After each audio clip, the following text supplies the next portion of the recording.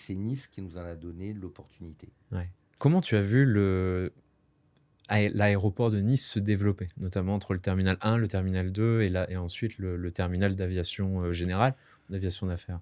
Alors, c'est mon aéroport d'ancrage, Ouais, donc je l'ai vu sans le voir, ouais, comme on ne voit pas grandir un ouais, enfant.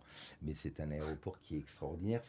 C'est l'aéroport pour moi, d'abord qui est une référence par sa localisation, par la beauté des lieux, etc., par son trafic, le fait que ce soit le premier aéroport de région, et c'est celui qui m'a permis d'apprendre. C'est sur cet aéroport que j'ai créé le premier FBO, je t'ai dit, pour l'aviation générale.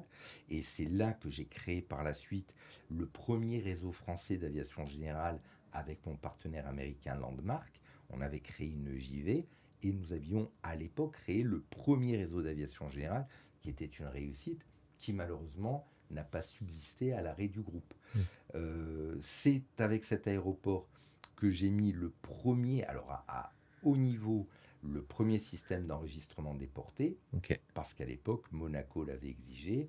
On arrivait dans les années 2008-2009 au mariage du prince. Le prince n'avait pas du tout l'intention que ses convives aillent s'enregistrer sur l'aéroport de Nice avec leur Vuitton 3 heures avant. Donc il fallait leur offrir une prestation.